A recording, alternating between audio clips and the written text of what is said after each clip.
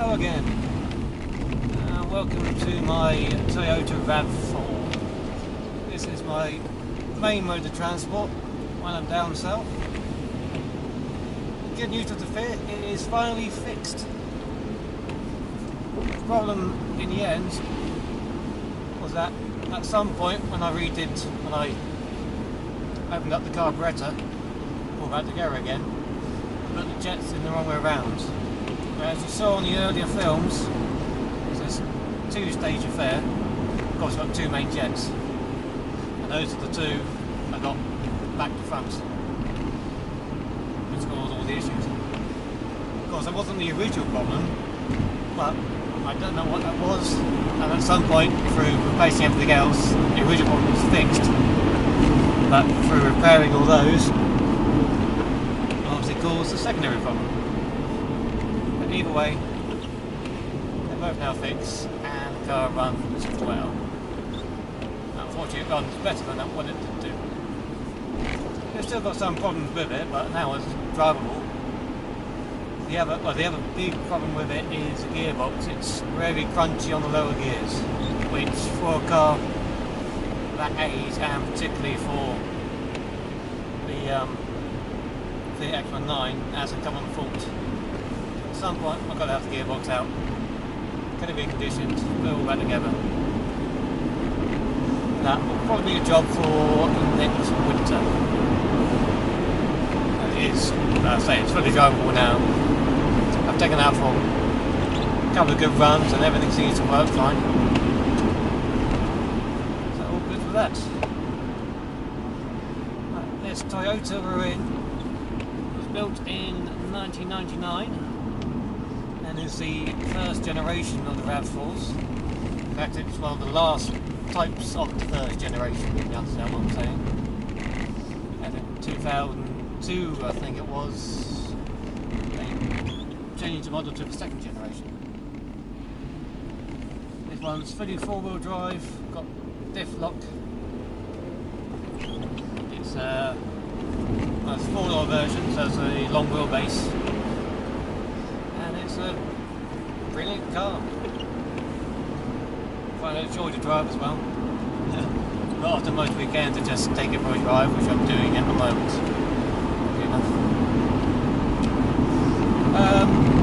The only faults with it, again with this one, is also the gearbox. It can be stiff getting into the gears. Especially when you're stationary and you're trying to get into the first gear, it can be right pain to get in. But if you persevere, it goes in there eventually. So again, at some point, I'll need to have the gearbox done on this, but it's not really a pressing issue, as everything else works fine. So I can certainly live with.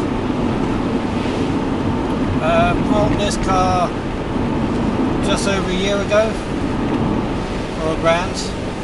And also part exchange of my old car, which was a Hyundai Accent, another four-door car. The Hyundai I had was about 4 years in the end. Again, that was quite a good car. I didn't take care of it that well, and probably because of that, towards the end, the engine started going. I think the problem was I kept losing one of the cylinders, so I went from sort of 4 cylinders to 3 cylinders. Struggled to run away, but I did manage to sort of fob it off and get the part exchanged. This car, I do love this car, and I am determined to take better care of it than I did the Hyundai. This one, actually my third car. The first car was a RAV4 200, which belonged to my granddad, and when he died it passed on to my brother, and when he got a new car he passed it to me. And when it got past to me, again the engine died. I'm trying not to make a habit of killing cars.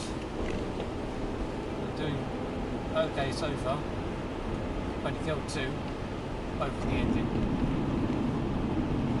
That's over about 7-year period. So it's not a bad record for new cars, 7 or 8 years.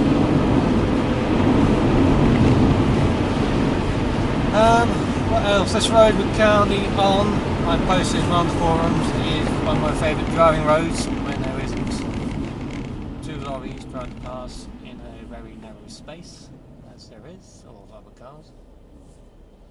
But when you can get a clear run, it is a good road just for a drive. Which I find myself doing quite often nowadays. Because where I work up north, quite often this car is sat in the driveway for a week. Sometimes I've rather used it. I can always tell when you get it because the ring mirror is moved and the CD is onto his CD and it's quite loud. But never mind. I do like it when I use it during the week because it needs constant running. But when I come back, normally after horse riding, I just take the car for a good old drive. Just to make sure I get some use and no faults appearing. It's going to be slow from here on in, I think.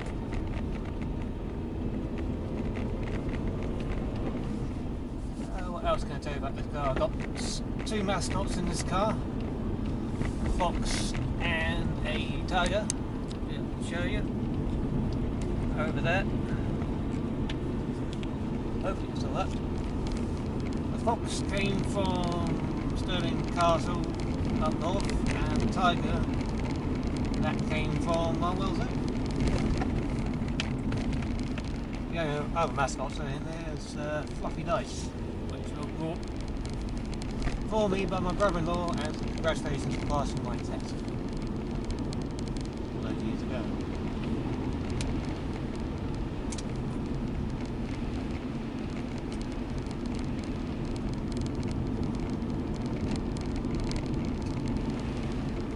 Quite high mileage this car actually. It's 144,000 miles, 144,549 to be precise. And despite being over 10 years old and doing all those miles, it still runs fine. Unfortunately, the previous owners sort of honestly looked after it. It's showing wear and tear here and there. Well, only really the steering wheel's quite worn. But that's about it, really.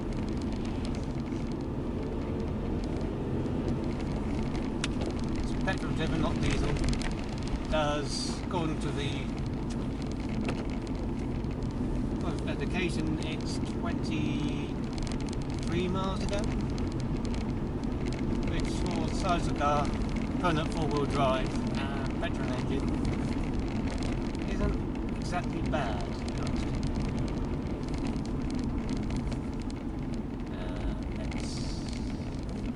Flood here. It's been raining quite a lot. It's quite flooded. It's been raining quite a lot around these areas and these country lanes. You tend to get flooded in the dips. Back there. I came down here last week and it is definitely not as bad as it was. Again, being quite high up and four-wheel drive, this car doesn't really have a problem.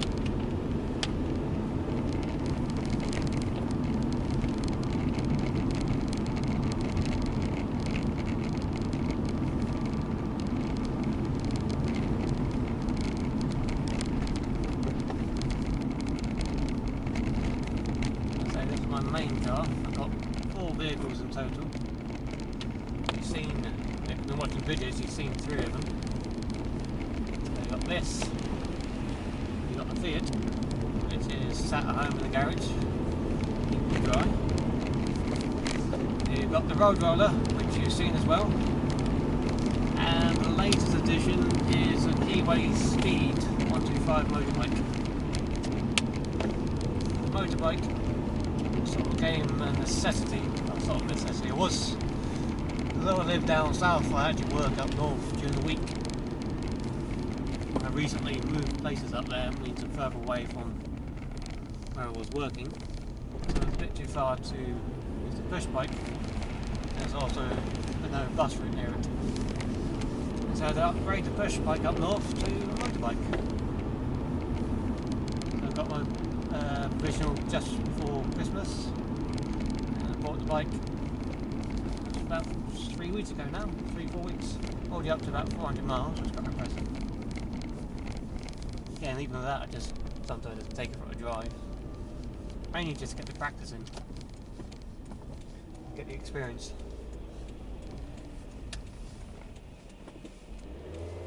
Cool things.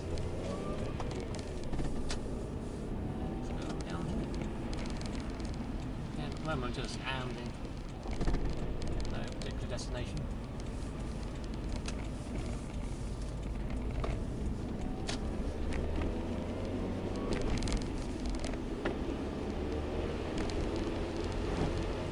Now we're now off my favourite driving road.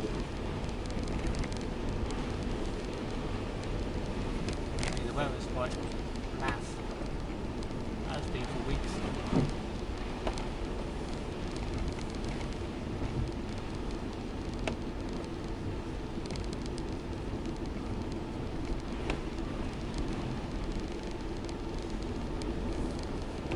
Anyway, that's a view of my Toyota. At some point I'll take you for a drive in the Fiat. I might even take you on the Keyway if I can get a head cam. You'll have to wait for another video for that. See you later.